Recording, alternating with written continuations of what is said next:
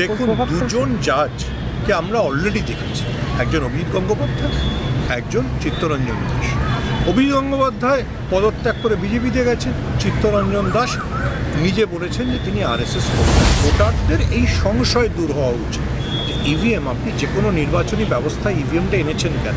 যে সুষ্ঠু নির্বাচনের জন্য, নির্বাচন হওয়ার পরে যেন ভোটারের সন্দেহ না থাকে যে মানে তিনি যাকে ভোট দিলেন তিনি ভোট পেলেন না।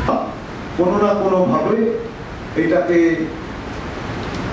ট্যাম্পার করা হচ্ছে বা কোনোভাবে প্রভাবিত করা হচ্ছে এই বৈদ্যুতিন মাধ্যমকে। এর ফলে ভোটের ফলাফল উল্টে যেতে পারে। ইতিমধ্যেই আমরা দেখেছি 6% ভোটের পরিমাণ বেড়ে গেছে। 17C ফর্ম সবাই জানেন, যারা নির্বাচনী প্রক্রিয়ার সঙ্গে ওয়াকিবহাল। ভোট শেষ হয়ে যাওয়ার পর 17C ফর্ম নিয়ে পোলিং এজেন্টরা ফিরে আসেন, সেইটা কাউন্টিং এজেন্টরা নিয়ে যান যাতে বুঝতে পারেন নির্দিষ্ট ভোট নির্দিষ্ট বুথে নির্দিষ্টভাবেই পড়েছে, এখানে সই থাকে। অথচ নির্বাচন কমিশন ভোট হয়ে যাওয়ার 10 দিন পরে বলছে 6% বেশি ভোট পড়েছে। এটা খুব আতঙ্কের বিষয় ভারতীয় গণতন্ত্রের পক্ষে এবং 2024-এর ভোটের পক্ষে তো বটেই। আমরা আশঙ্কা করছি এইভাবে ইউনিয়ন সরকারে বসে থাকা বিজেপি সরকার তারা ভারতীয় জনগণের মতামতকে বিঘ্নিত করতে পারে এবং তারা ক্ষমতা দখলের একটা অপচেষ্টা চালাচ্ছে বলে আমরা মনে করছি। ধন্যবাদ। তো এই বিষয়টা যে তিনি পার্লামেন্টকেও গুরুত্ব দেন না, এটা নিশ্চয়ই আপনারা জানেন সবাই।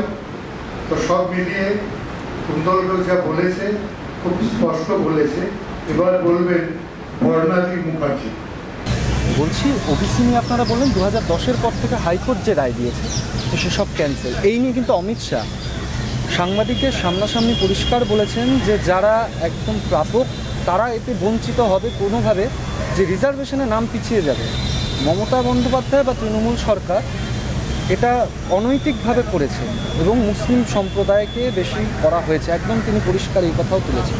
আপনি যদি গুগলে সার্চ করে দেখেন, ইউটিউবে ভিডিও পাবেন যে নরেন্দ্র মোদী নিজে দাবি করছেন তিনি মুখ্যমন্ত্রী থাকার সময় গুজরাটের কটি মুসলিম সম্প্রদায়কে ওবিসির তালিকাভুক্ত করেছেন। আপনি যদি ইউটিউবে সার্চ করেন, আমি আপনাকে ভিডিও পাঠিয়েও দিতে পারি, মহারাষ্ট্রের মুখ্যমন্ত্রী থাকার সময় দেবেন্দ্র ফডনবিস দাবি করছেন তিনি কটি মুসলিম গোষ্ঠীকে ওবিসির তালিকাভুক্ত করেছেন। এটা তো শুধু পশ্চিমবঙ্গে ঘটেনি, এটা প্রথম 2010 সালে অন্ধ্রপ্রদেশ সরকার করে, অবিভক্ত অন্ধ্রপ্রদেশ সরকার, তারপর কর্ণাটক করেছে, তারপর গুজরাট করেছে, বিভিন্ন রাজ্য করেছে। ফলে সমাজে যারা নিচু মানে বলতে চাই যারা তুলনায় অনুন্নত, সেই অনুন্নত সম্প্রদায়ের মধ্যে যারা ধর্মান্তরিত করে মুসলিম হয়েছে তাদের এই ওবিসির তালিকাভুক্ত এনে সংরক্ষণ দেওয়ার সিদ্ধান্তটা পুরনো। সেটা বিভিন্ন রাজ্য সরকার করেছে, এমনকি গুজরাট এবং মহারাষ্ট্রের বিজেপি সরকার। তো সেটা পশ্চিমবঙ্গে এসে ভুল হয়ে গেল কি করে?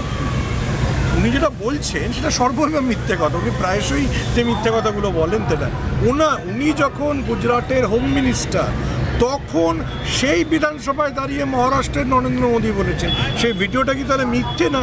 উনি মুখ্যমন্ত্রী ওনার নেতা নরেন্দ্র মোদীর উপরে যান। উনি যখন হোম মিনিস্টার, দেশের হোম মিনিস্টার, তখন দেবেন্দ্র ফডনবিস দাঁড়িয়ে মহারাষ্ট্রের বিধানসভায় বলেছেন। তাহলে উনি সেই সময় মহারাষ্ট্রের দেবেন্দ্র ফডনবিসকে কেন বলেননি যে আপনি মুসলিম তোষণ করছেন? না, এটা সমাজে যে ন্যায়, যে কারণে আম্বেদকর রিজার্ভেশন এনেছিলেন বা পরবর্তীকালে মন্ডল কমিশনের রিজার্ভেশনের সুপারিশ করেছিলেন, সেই আইনকে এই অনুসারেই এটা করা। যেটা নরেন্দ্র মোদী বা অমিত শাহ যেটা করতে চাইছেন এটাকে নিয়ে একটা মেরুকরণের রাজনীতি করতে চাইছেন। তো সেটা করতে চাইছেন এই কারণে যে যেহেতু ওদের নির্বাচনে পরাজয় এখন নিশ্চিত হয়ে গেছে। আচ্ছা, আরেকটিও প্রশ্ন রয়েছে। আপনারা প্রেস মিটে কিছুক্ষণ আগে একটা অভিযোগ বা একটা কথা তুললেন বিচার ব্যবস্থার উপর, যে আরএসএস যেরকমভাবে দেশ চালাতে চায় হাইকোর্টও এই বিষয়ে সেরকমভাবে একটা রায় পোষণ করলো। এটাকে আপনারা কিভাবে ব্যাখ্যা করছেন? না, আরএসএস কি হাইকোর্টের? দেখুন, দুজন জাজকে আমরা অলরেডি দেখেছি, একজন অভিজিৎ গঙ্গোপাধ্যায়, একজন চিত্তরঞ্জন দাস। অভিজিৎ গঙ্গোপাধ্যায় পদত্যাগ করে বিজেপিতে গেছেন, চিত্তরঞ্জন দাস নিজে বলেছেন যে তিনি আরএসএস করতেন। আরেকজন সুপ্রিম কোর্টের জাজ, তার নাম বেলা ত্রিবেদী, যার সম্পর্কে আমি না দেশের 8 জন মানে সর্বোচ্চ আইনজীবী পি চিদম্বরম, কপিল সিবাল, দুষ্মান দাবে, প্রশান্ত ভূষণ চিঠি লিখে বলেছেন যে এই ভদ্রমহিলা যখন গুজরাটে ছিলেন তখন নরেন্দ্র মোদী সরকারের আইন সচিব ছিলেন, পরবর্তীকালে যে গুজরাট হাইকোর্টে যান সেখান থেকে সুপ্রিম কোর্টে এসছে। তার এজলাসে 8টি সংবেদনশীল মামলা চলছে। অরবিন্দ কেজরিওয়ালের আইনজীবী হিসেবে কপিল সিব্বল সেখানে তার জামিনের আবেদন মুভি করতে চান, কারণ তিনি বিরোধীদের কোনো কথাই শোনেন না। তো আপনি এটাকে কী বলবেন? আপনার এই ট্রেনটাকে বিপজ্জনক মনে হবে না? এইটা তো গণতন্ত্রের জন্য বিপজ্জনক যে যিনি জাজ তিনি তার রাজনৈতিক পরিচয় বা রাজনৈতিক দর্শন অনুযায়ী সিদ্ধান্ত নিচ্ছেন। আচ্ছা, আরেকটু বিষয়, ঠিক আপনারা একটা অভিযোগ তুললেন, যে অভিযোগ আগেও উঠেছে ইভিএম মেশিন নিয়ে। প্রথমে ইভিএম মেশিন নিয়ে অনেক প্রশ্ন ছিল, সেটা নিয়ে একটা গুরুতর অভিযোগ তুললেন যে আপনি বা যে কেউ ভোটাররা নিজের প্রার্থীকে ভোট দিলেও পদ্ম ফুলে, একদম পরিষ্কার শব্দ উচ্চারণ হয়েছে আপনাদের থেকে, পদ্ম ফুলেই ভোট যাচ্ছে।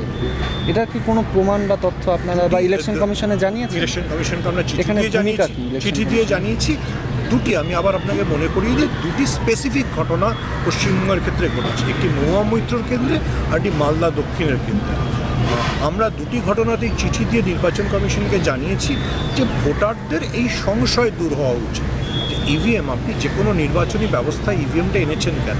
যে সুষ্ঠু নির্বাচনের জন্য, নির্বাচন হওয়ার পরে যেন ভোটারের সন্দেহ না থাকে যে তিনি যাকে ভোট দিলেন তিনি ভোট পেলেন না, যেন ভোটে কোনো কারচুপি না হয়। আমরা সেই বিষয়টি নির্বাচন কমিশনকে জানিয়েছি এবং আমরা আশা করি নির্বাচন কমিশন এই বিষয়ে যথোপযুক্ত ব্যবস্থা নেবে।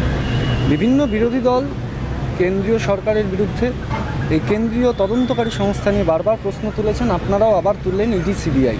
প্রশ্ন হচ্ছে আমার যে এই ইডি সিবিআই কোনো তথ্যের ভিত্তিতে কাউকে তলব করেন অথবা কারোর বাড়িতে হানা করেন বা চিরুনি তল্লাশি চালান, তাহলে কি আপনারা সন্দেহ করছেন যে যে তথ্যগুলো নিয়ে তারা যাচ্ছেন সেই তথ্যগুলো তাদের বানানো, বা সেটা নিয়ে কি কোনো সংশয় রয়েছে আপনার? নিশ্চয়ই আপনি এটা বললেন, তথ্যের ভিত্তিতে তাকে ডাকলেন, অজিত পাওয়ারকে ডাকলেন, তারপর যেদিনকে অজিত পাওয়ার বিজেপিতে চলে গেলেন তার সমস্ত তথ্য সমস্ত কিছু উদা হয়ে গেল। আপনাকে আরও একজন মহারাষ্ট্রের নেতার কথা মনে করায়, তার নাম নবাব মালিক। তাকে শুধু ইডি না, তার এগেন্সে ইউএপিএ কেস দেওয়া হয়েছিল, কারণ অভিযোগ ছিল তিনি দাউদের সঙ্গে যুক্ত, তিনি দাউদের সঙ্গে ব্যবসায়িক লেনদেন করেছেন। যেদিন তিনি জেল থেকে বেরিয়ে অজিত পাওয়ারের দলে যোগ দিলেন তার বিরুদ্ধে সমস্ত অভিযোগ প্রত্যাহার হয়ে গেল। তাহলে যখন তুমি শাসকের বিরুদ্ধে তখন তোমার বিরুদ্ধে অভিযোগ আছে, আর যেদিন তুমি শাসকের সঙ্গে সমস্ত অভিযোগ উধাও, তাহলে ইডি সিবিআই কি সঠিকভাবে কাজ করছে? আমি আর একটা উদাহরণ দিই আপনাকে, ইলেকটোরাল বন্ড। আপনি তালিকা, প্রশান্ত ভূষণ লম্বা তালিকা দিয়েছেন যে 4 তারিখে ইডি সিবিআইয়ের নোটিশ যাচ্ছে, ভদ্রলোক গ্রেফতার হচ্ছেন 12 তারিখে, 7 দিনের মধ্যে তিনি ইলেকটোরাল বন্ড কিনছেন, তারপর আর তার বিরুদ্ধে কোনো তদন্ত হচ্ছে। তাহলে কি ইডি সিবিআইকে ব্যবহার করে কেন্দ্রের শাসক দল নিজেদের তহবিল পুষ্ট করেছে? এই প্রশ্নগুলো তো আমরা তুলছি না, এগুলো তো সুপ্রিম কোর্টে দাখিল করা ইলেকটোরাল বন্ডের যে তথ্য, এসবিআইয়ের তথ্য, সেটা বলে দিচ্ছে। যদি 5ই নভেম্বর যে ভদ্রলোক ধৃত ছিলেন, যে ভদ্রলোক অভিযুক্ত ছিলেন, 12ই নভেম্বর বিজেপিকে 51 কোটি টাকা দেওয়ার পরে সেই কোম্পানিটি সাফ হয়ে গেল, বা ধরে নিন লটারি কিং মার্টিন, সে তার অফিসে একবার করে ইডি সিবিআই এর রেড হয় আর তারপর তিনি সাফ হয়ে যান, এটা কোন নিয়মে? একদম শেষ প্রশ্ন, আপনারা একটা বিষয় বলেছেন যে ইলেকশন কমিশন নিয়ে, প্রেস নিউজে লেখা আছে ইলেকশন কমিশনের ভূমিকা নিয়ে একটি প্রশ্ন তুলেছেন। সেখানে তো দুদিন আগেই এক্স জাস্টিস গঙ্গোপাধ্যায়কেও কিন্তু 24 ঘন্টার জন্য শোকজ করেছে। তো বিজেপির বিরুদ্ধে তো কেন্দ্রীয় তদন্তকারী সংস্থা অবশ্যই অভিজিৎ গঙ্গোপাধ্যায়কে যে শোকজ করা হয়েছে সেটা খুব একটা ভালো সিদ্ধান্ত, কিন্তু আমি আপনাকে মনে করিয়ে দিচ্ছি যে এই যে ইলেকশনে ধারাবাহিকভাবে নরেন্দ্র মোদী যে হেড স্পিচ দিয়েছে সেই বিষয়ে কিন্তু প্রথম থেকে কোনো ব্যবস্থা নেওয়া হয়েছে অনেক কম। আজকে ইলেকশন কমিশন ঘোষণা করেছে। আমি আপনাকে মনে করিয়ে দিই যে মাননীয় election commissioner Rajiv Kumar press conference করছিলেন, সেগুলিতে একটি মহিলা সাংবাদিক, কংগ্রেসের ন্যাশনাল অ্যালার্টের সাংবাদিক, তিনি জিজ্ঞেস করেছিলেন রাজীব কুমার আগের রাতে কি শায়েরি বলেছিলেন, সেটা বলেছিলেন। যে রাজীব কুমার রাত্রিবেলা শায়েরি লেখার সময় পান, তিনি বুঝতে পারেন না যে নরেন্দ্র মোদী কী বলছেন, তিনি বুঝতে পারেন না অমিত শাহ কী বলছেন। এটা যদি হেড স্পিচ না হয় তাহলে কোনটা হেড স্পিচ? আমরা আমাদের সংশয় এবং আমাদের অবশ্যই আমাদের দাবি যে রাজীব কুমারের নেতৃত্বাধীন নির্বাচন কমিশন সুষ্ঠুভাবে নির্বাচন পরিচালনা করে, যখন যেটা করা উচিত সেটা যেন করে, সেটা তারা করছেন না। আপনি ইভিএম এবং এই দুটো প্রশ্নের তুলনা আমি আপনাকে মনে করাই, সবাই সেই ভিডিও দেখেছে। রাহুল গান্ধী থেকে অখিলেশ যাদব থেকে মমতা ব্যানার্জি সবাই সেই ভিডিও টুইট করেছে। উত্তরপ্রদেশে এক বিজেপি নেতার ছেলে 32টা ভোট দিয়েছে, এটা ভিডিওতে রেকর্ড করেছে, এবং যতক্ষণ না সেটা নিয়ে অখিলেশ যাদব বলেছেন ততক্ষণ সেই ছেলেটিকে অ্যারেস্ট করা হয়নি। তখন ভিডিওটি এমনি ঘুরে বেড়াচ্ছিল, তখনও কি রাজীব কুমার শায়রি লিখছিলেন?